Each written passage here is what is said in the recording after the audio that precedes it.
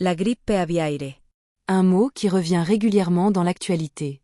Un mot qui inquiète à la fois les éleveurs, les autorités sanitaires, et de plus en plus, les consommateurs.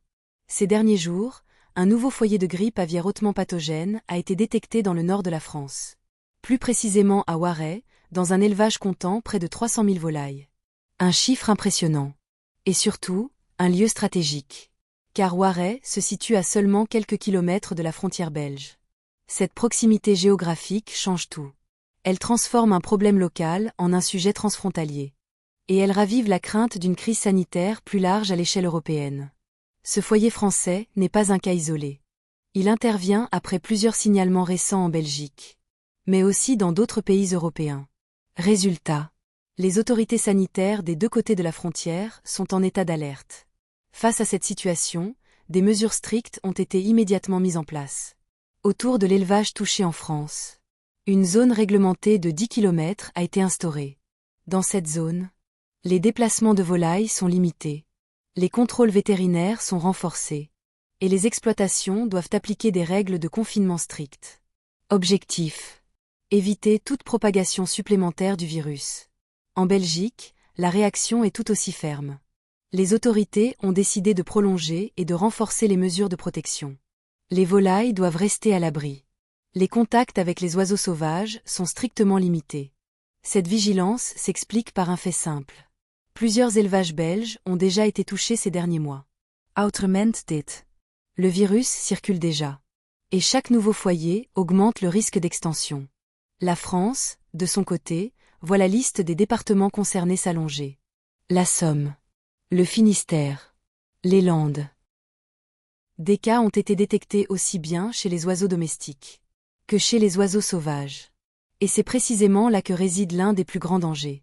Car la grippe aviaire ne connaît pas de frontières. Les oiseaux migrateurs jouent un rôle central dans la diffusion du virus. Ils traversent les pays, les régions, les frontières, sans aucun contrôle sanitaire. C'est ce qui explique pourquoi l'épidémie progresse à l'échelle européenne. Selon les dernières données disponibles, plus de 1400 détections du virus H5 hautement pathogène ont été recensées chez les oiseaux sauvages dans 26 pays européens. Au cours de l'automne, c'est 4 fois plus que l'année précédente. Un chiffre alarmant. Et un signal clair. La propagation est plus rapide que prévu. Mais concrètement, qu'est-ce que cela signifie pour nous? D'abord, un impact direct sur la filière avicole.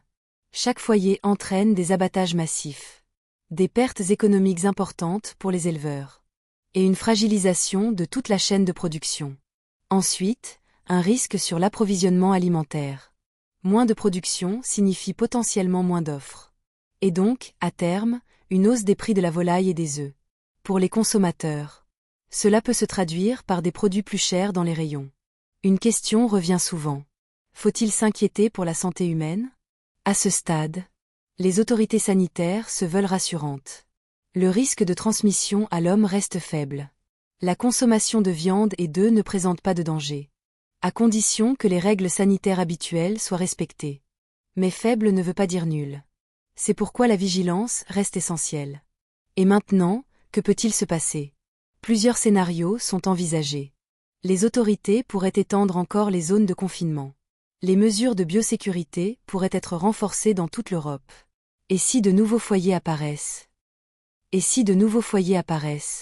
Les pertes économiques pourraient s'intensifier.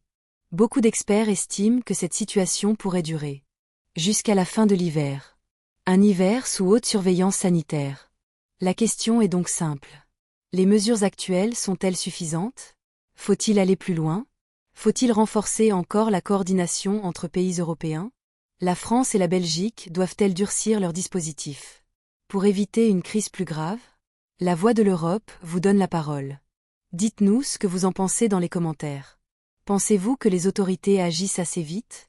Ou pas assez? Abonnez-vous pour rester informé des prochaines évolutions. Et partagez cette vidéo si vous estimez que ce sujet mérite d'être débattu.